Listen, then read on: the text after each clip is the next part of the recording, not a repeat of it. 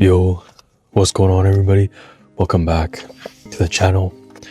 I hope everyone's doing well, and welcome to day 61 of reading 101 essays that will change the way you think. As always, shout out to Brianna West for the text, and today's title is Things We Expect of Others but Rarely Consider Changing Ourselves. Number 1. We expect other people to be honest and open with their intentions, especially romantically. But how many people are we keeping on the back burner? How many people do we leave lingering and wondering and waiting just because it's more convenient for us? We keep people as options. We keep people as, oh, if things don't work out with this main person, I still want you. I'm stringing you along just in case things don't work out with this person. I want you there. I want you as my plan B. But a lot of the time, your main person, you're not their main person, right? And it's you expect people to be honest with you, but are you honest with other people? Are you honest with your intentions and why you're really there?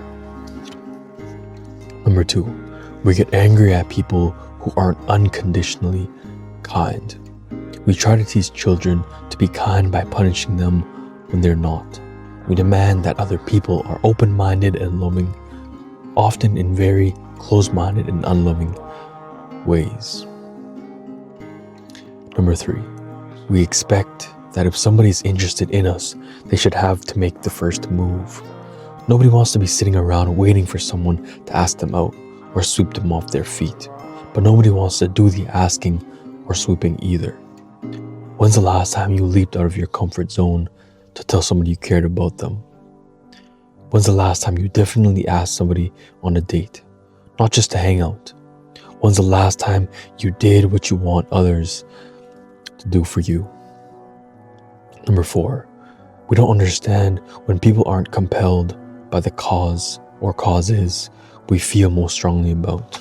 But we complain the second somebody else's passions inconvenience us in the form of too many ALS bucket challenge videos on our Facebook feed or annoying political opinions that we don't want to have to see or hear about each day. You think that people need to care about your hobbies, care about your passions, the things that you care about. But when it comes to other people, you never listen. But when other people don't listen to you, you get upset. And I do this, and I catch myself doing this, where, especially with music taste, whenever I'm in a car, I always feel, especially when I'm driving, I feel like I'm the one who, everybody else has to listen to my music.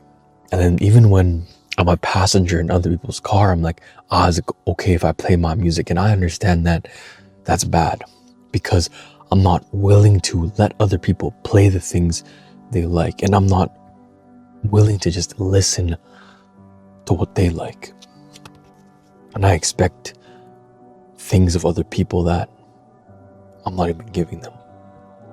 Number 5, we expect people to trust us right off the bat. But the reasons we don't trust others are always justifiable. Number 6, when someone isn't there for us unconditionally or doesn't know that we need them without us having to say so, we find it rude and selfish. But how often do we get out of our way to try to psychoanalyze and predict the actions and desires and intentions of the people in our lives? Number 7, we call people small-minded for making judgments about parts of our lives that we don't know the whole of. But how often do we do that to strangers and coworkers and friends as a matter of daily conversation? We know that if people really knew us, really knew our whole story, they'd understand. And yet we run around judging others for things we don't understand, stories we don't know the entirety of. Judgment is a very easy thing to do, especially if you don't know the full picture. Of course, you're going to judge because people only judge because They don't understand. They don't understand what is really happening in a person's lives, so they make assumptions. But if you knew everything, you wouldn't judge. And you hate it when people judge you. If only they knew what I was going through, they wouldn't judge me. If only they knew who I really was, they wouldn't have judged me for that one time that I treated them poorly.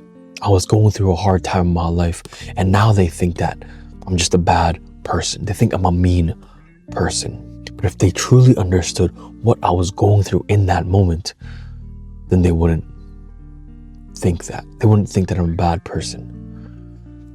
So we have to treat other people the exact way that we want to be treated. We don't want to be judged by other people. So why do we judge people? Number 8, a common source of frustration is when people don't take care of their relationship issues in a way that seems obvious to us. Leave if the person isn't perfect. Get over the things you can't change. But how often is it that the case in our lives? We don't allow others to be messy, but we expect them to lend a comforting shoulder when we're in pieces. It's always easier to tell somebody about their relationship, to tell a person, hey, you're in a toxic relationship, you're in an unhealthy relationship, you should leave, you should walk out. When it comes to us, we think we know best. We think that we can change this person. We're the exception.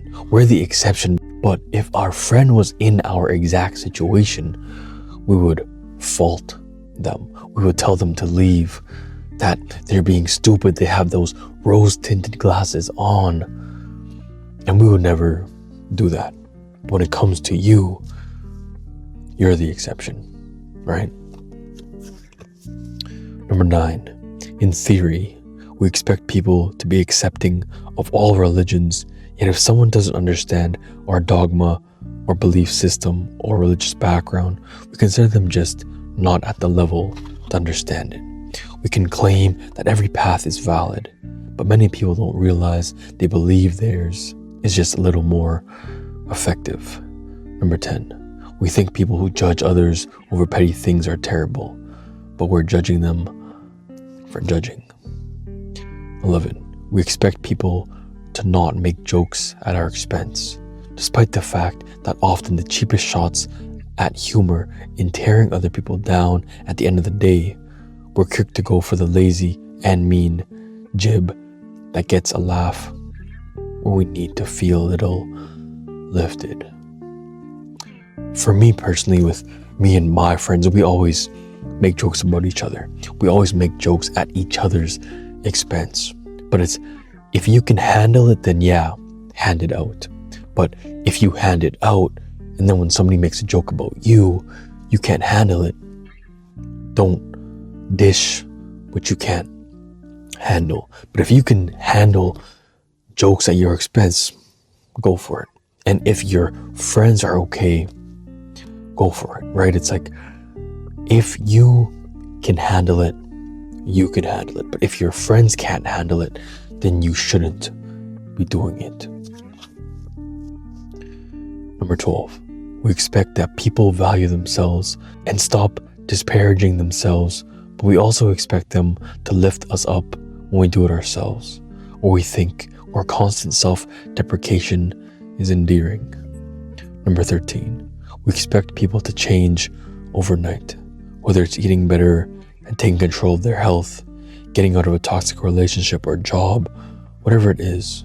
When other people self-sabotage, we think a pep talk will do the trick. That's rarely the case. We need only to look at our own detrimental habits to see that. When, especially I feel in relationships, we tell a person, hey, I need you to be better at communicating. And we expect that the next day they change. They change, but it takes a long time for a person to implement real change in their lives. And we expect it so fast. When with ourselves, we're like, hey, you need to give me a minute. I need time to change.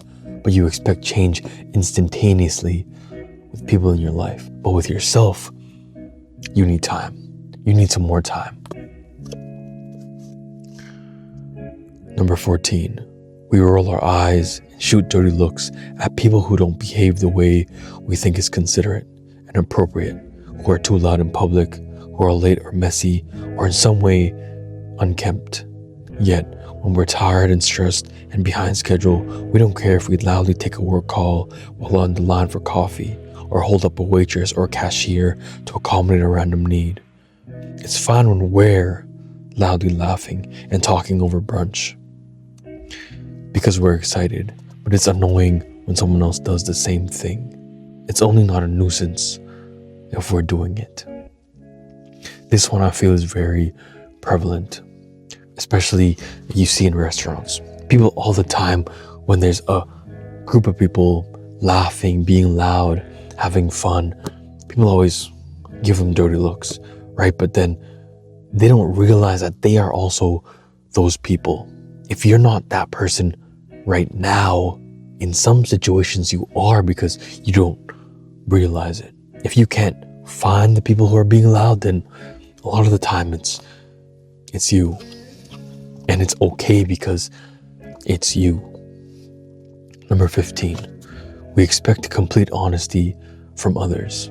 And yet when that honesty is something we don't want to hear, it's mean. And when it's our turn to tell the truth, we avoid doing so until there's no other choice. 16, this is the last one.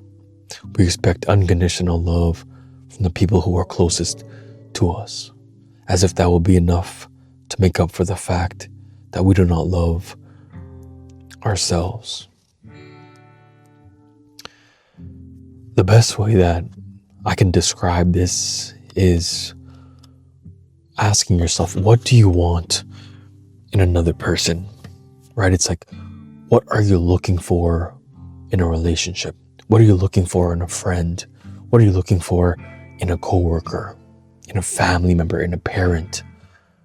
Whatever you're looking for, that's exactly what you have to become. Because a lot of us, all we do is we search for a good person. We search for that rock in our lives that we can lean on. But we need to understand that we need to become that person. That partner that you're looking for, who has all these characteristics, who's disciplined, kind, unconditionally loves themselves, unconditionally loves you, somebody who's faithful, somebody who's always present, always there for you. You're looking for all these characteristics, but are you that yourself? I feel a lot of people, they expect things that they aren't. And that's unfair. It's unfair to other people because you have such high standards, especially in relationships. You're like, this person has to fit all these boxes. But do you? Do you fit those boxes that you're asking in someone else? So before you go and you judge another person or you expect things out of other people, you have to look in the mirror first.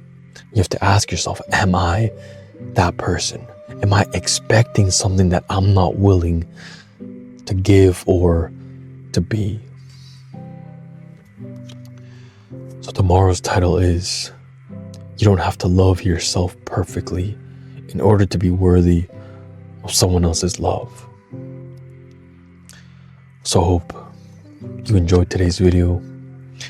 I hope you have a great rest of your night. And I'll see you tomorrow for day 62.